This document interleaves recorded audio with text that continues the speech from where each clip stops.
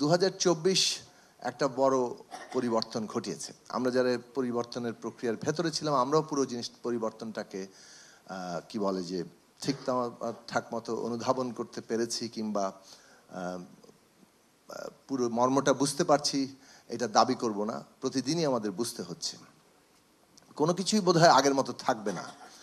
আবার খুব বড় পরিবর্তন ঘটে যাবে এরকম কোনো অলিক জিনিস আমি দাঁড় করাচ্ছি না, কিন্তু আমি বলছি যে অনেকগুলো গুরুত্বপূর্ণ পরিবর্তন ঘটে গেছে।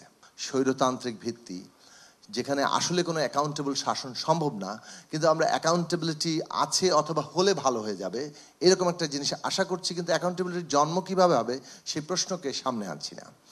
এইটা বাংলাদেশে অলক্ষ্যে ঘটেছে, হয়তো আমরাও বলেছি, কিন্তু শেষ পর্যন্ত শেখ হাসিনা এমন এক শাসন দিয়েছে যে এই প্রশ্ন সবার মধ্যে ছড়িয়ে পড়তে বাধ্য হয়েছে যে বিদ্যমান ব্যবস্থা আমাদের যত স্কলার রাখুক না কেন, যত কমিটেড দেশপ্রেমিক স্কলাররা থাকুক, যত তারা ডিরেকশন হাজির করুক, এগুলো সবই অনেক ক্ষেত্রে অর্থহীন অবস্থায় পরিণত হতে হবে। আজকে ডক্টর দেবপ্রিয় ভট্টাচার্য যে বিলিয়ন বিলিয়ন ডলার পাচার হওয়া, লুট হওয়ার খবর আমাদের জানাচ্ছেন, এগুলো কিন্তু সব তথ্য দিয়ে, নানান কিছু দিয়ে লুকিয়ে ফেলা হয়েছিল, অথবা এক ধরনের ঘোরের মধ্যে রাখা হয়েছিল। সত্য হতেও পারে, নাও হতে পারে।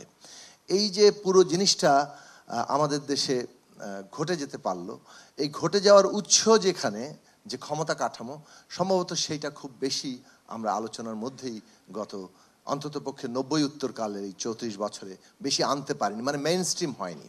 কিন্তু 19 সালের পরে অন্তত মেজর পলিটিক্যাল পার্টিগুলো বুঝতে পেরেছে যে এর পরে আসলে এই ব্যবস্থা আর এগোনো সম্ভব না, একটি নির্বাচনে সম্ভব না। সেটা একটা বড় বিষয়। দ্বিতীয় বিষয় হচ্ছে যে এখন যখন এটা প্রশ্ন সামনে এসছে, আমরা এর আগেও সিপিডিকেও দেখেছি, সব কিছু হয়তো সাউথ এশিয়ার জায়গাতেই আমাদের মানে প্যারামিটারগুলো ওইখানে হাজির হতো। আমার মনে হয় যে আজকে 24 কালে যে ব্যবস্থার মধ্যে আমরা ছিলাম, সেখানে ভারতের উপস্থিতি এবং তার সাথে সম্পর্কের নিরিখে বাংলাদেশের যাত্রা কোন দিকে যাবে, এবং এখন এই মুহূর্তে ভারত বাংলাদেশের সম্পর্ক যে জায়গায় দাঁড়িয়ে আছে, বাংলাদেশের মনে হয় একটা নতুন ভিশন সেট করা দরকার যে আমরা গ্লোবাল সাউথের একটা নেতৃস্থানীয় দেশ হব, সাউথ এশিয়ার প্যারামিটারের মধ্যে আমরা আটকে থাকবো না।